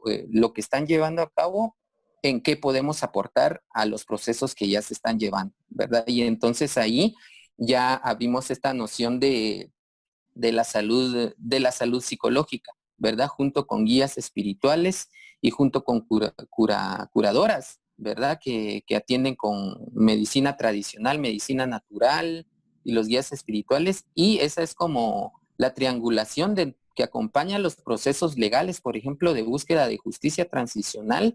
Van acompañadas de ceremonias, van acompañadas de limpias, van acompañadas de escuchas conmigo y con las promotoras para canalizar la emotividad, ¿verdad? Preparar a testigos. Entonces hay pasos, digamos, dentro de todos esos procesos que están articulados, y ese es como el esfuerzo, digamos, ¿verdad? Que no sé si da o permite ver ahí un poquito cuál es el lugar de las subjetividades dentro del etos comunitario, pero por ahí dejo la experiencia y la palabra. Interesantísimo, Byron, gracias. Ana Patricia.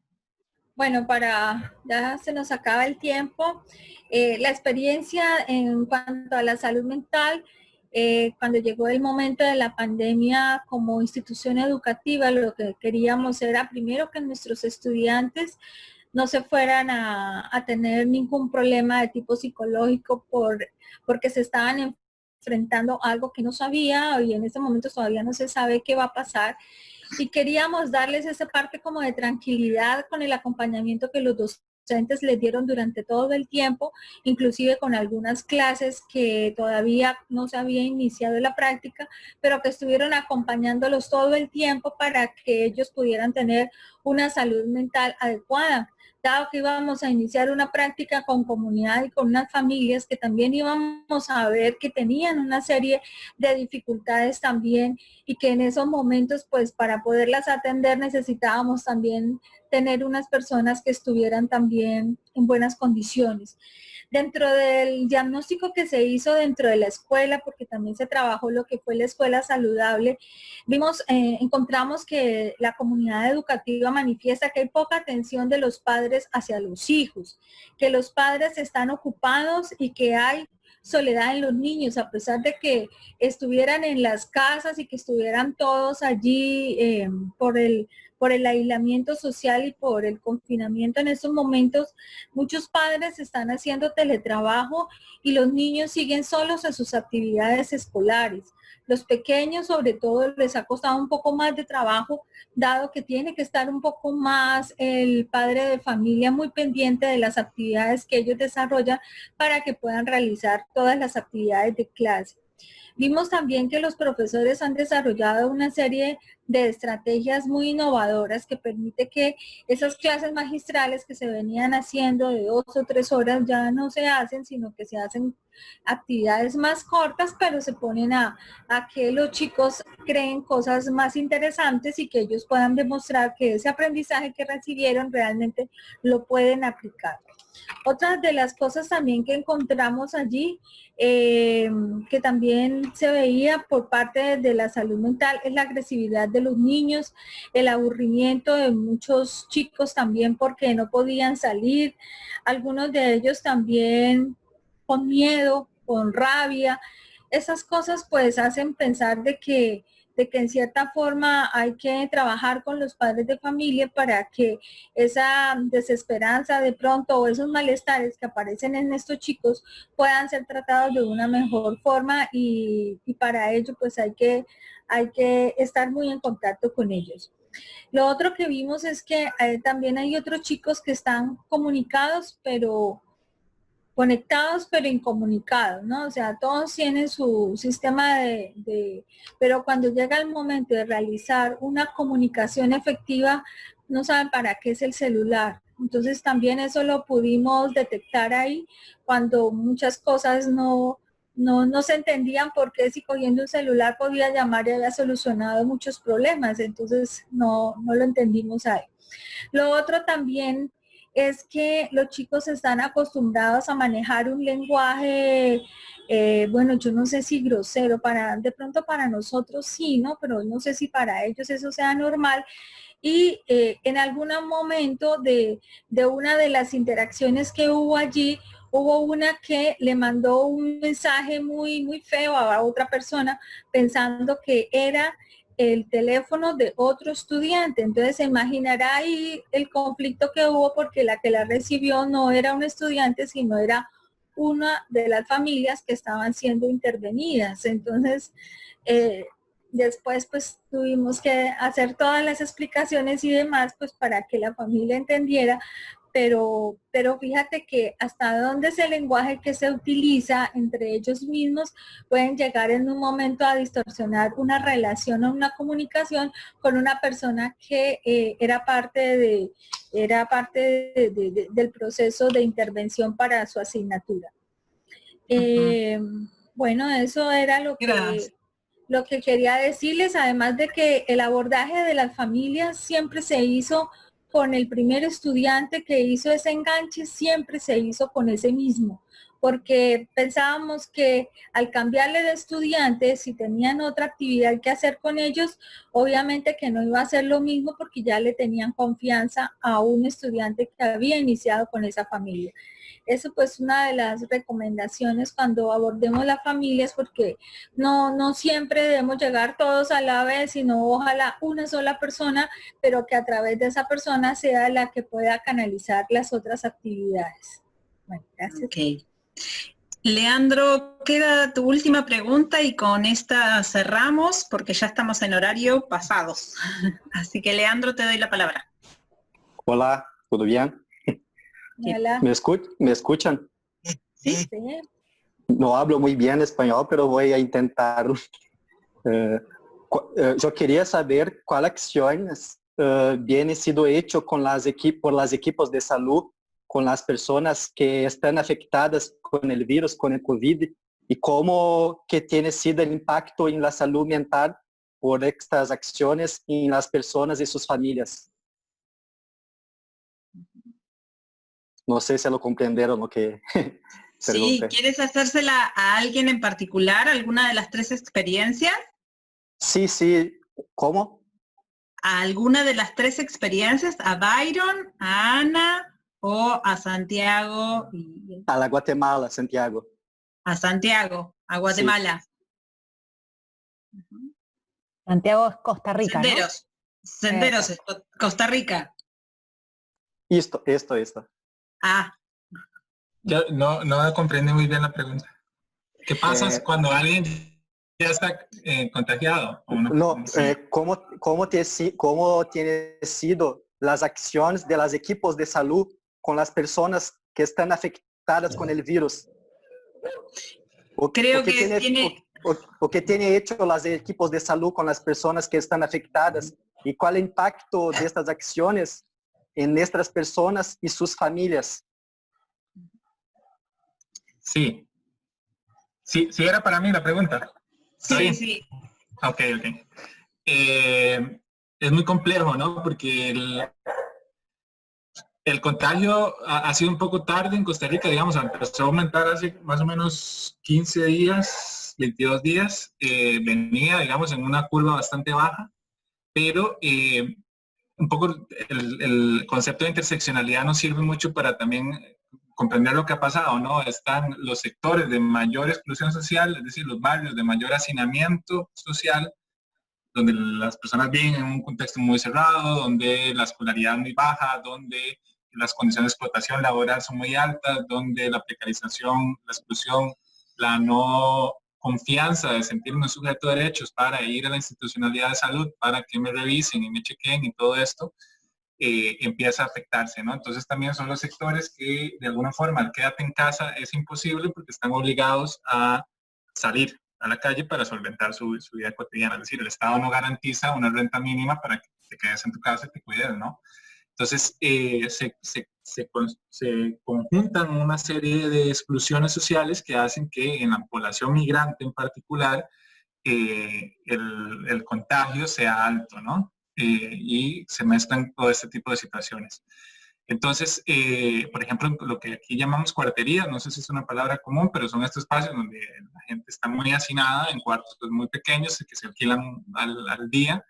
Son espacios donde ha crecido esto, ¿no? Y también asentamientos urbanos donde la gente está viviendo muy en conjunto, en asentamientos informales y principalmente en zonas rurales, en zona norte, donde está alrededor de transnacionales de agroexportación, principalmente de piña, que ahí están los grupos de trabajadores migrantes alrededor y las empresas piñeras explotan, entonces no están las condiciones sanitarias adecuadas, ¿no? Entonces, es un poco el contexto global. El acompañamiento es en cuestiones materiales, es decir, poder dar alimentación, poder garantizar que las personas se queden en casa es sí o sí el asunto, y ante eso hay mil problemas porque hay gente que no asume ese lugar, porque no tiene las condiciones materiales, pero un poco lo que nosotros tratamos de hacer junto a otras organizaciones sociales cercanas es poder dar alimentación y poder dar contención emocional, es decir, poder sobrellevar, no solo personalmente, sino con su grupo de contacto familiar, tanto la información y acatar las medidas sanitarias, como que implica todo esto a nivel emocional, ¿no? Que depende también de los síntomas que hay alrededor del COVID. Eso un poco es como las posibilidades que podría responder. Si hay como un tema, por ejemplo, el tema de la información, creo que se vincula un poco con el tema del lenguaje o la diversidad de lenguajes y formas de comunicación que tenemos en la sociedad. Los mensajes que da el gobierno son a un público general, no segmentado y no particular, es decir, el lenguaje, las formas de comunicar, las formas de entendernos, se utilizan metáforas que no necesariamente son de sentido común, por ejemplo, hablar de burbuja social, hablar de fase 1, fase 2, fase 3, darle colores a los espacios geográficos, que hayan decretos que sí garantizan que toda persona migrante pueda acceder a salud, pero esos decretos están en un lenguaje bastante inentendible para muchas personas, también hacen que todo esto se tramite de manera muy, muy compleja, muy complicada, ¿no? Entonces, un poco nuestra labor como organización es tratar en ese mundo de entendimientos, de lenguajes, de códigos, de formas de ver el mundo muy distintas, tener un lugar de puente y de diálogo, ¿no? Un poco por ahí también para nosotros y nosotras es fundamental cómo entienden las poblaciones migrantes en una cuartería, en un asentamiento popular, en un lugar de explotación laboral, todos estos términos y cómo están tramitándose, ¿no? Todas las emociones alrededor de eso también, ¿verdad? Y a esto hay miles de tiempo para hablar, ¿no? También cómo reproducimos los hombres las relaciones de género opresivas en los contextos de este tipo, cómo crecen las tensiones dentro de la familia, todo ese tipo de cosas que también trabajamos, digamos, y tratamos de acompañar para que sea digamos, como un cuidado colectivo más fuerte. Pero un poco por ahí sí hay cierto apoyo estatal hacia las personas que tienen COVID positivo, pero la xenofobia está creciendo, o sea, hay gente que ha sido apedreada a su casa, a las carros que entran a una comunidad y el resto de la comunidad no quiere que se acerquen y no quiere que se les cuiden, ¿no? Y en redes sociales y las formas de odio, de expresión de odio a la persona migrante nicaragüense está creciendo fuertísimo, ¿no? Entonces, se juntan todo, por eso hablábamos de interseccionalidad, ¿no? Como se mezcla el hecho de ser una persona racializada, nacional, digamos, dentro de la exclusión nacional, desde una perspectiva clasista, ¿no? Y también todos los factores de género que están ahí nos juegan en contra, ¿no? Pero un poco nada contracorriente ahí. Y se viene, digamos, como un crecimiento de la curva contagio es altísima y en unos meses esto no se ve para nada bien, ¿no? Porque es nadar contra una corriente muy fuerte. Un poco por ahí. Gracias, Santiago. Este tan temido problema que también nos afecta, ¿no? Las estigmatizaciones diversas y las segregaciones diversas de todas las personas. Bueno, ha sido un conversatorio sumamente rico, las experiencias preciosas y súper potentes, y también las preguntas y los intercambios. Les agradecemos a todos. Nosotros vamos a volver a tener otro conversatorio dentro de 15 días. Van a presentar 3 experiencias de Argentina, Perú y Brasil, ¿verdad, Marce? Los invitamos a seguir visitando la página de la red, a sumarse a la red y a sumar a otras experiencias para seguir compartiendo. Y también muchas veces las experiencias que han relatado se engarzan con otras experiencias y otras prácticas que quizás quieran también subir a la página. En la página tienen espacio para subir esas otras experiencias también, y sería sumamente interesante, o invitar a otros también para compartirlas y poder seguir entramándonos y seguir tratando de defender esos derechos. Cuando terminamos, en general siempre abrimos los micrófonos y las cámaras, así nos podemos saludar y nos podemos ver. Les agradecemos muchísimo por el tiempo, por compartir sus experiencias y por la calidez y la confianza en poder compartir cosas que a veces son tensionantes, como bien decía Santiago en algún momento, y como Byron y Ana mostraban en las prácticas, pero que nos hacen pensar y que nos hacen seguir luchando por construcciones con todos y para todos, ¿no? Muchas gracias a todos, los saludamos y hasta dentro de 15 días. Gracias. Gracias por todo, gracias. Fuerzas, adelante. Gracias. Sigan cuidándose, gracias Natalia. Gracias a todas. Chao. Adiós, gracias por compartir. Casa. Chao, gracias.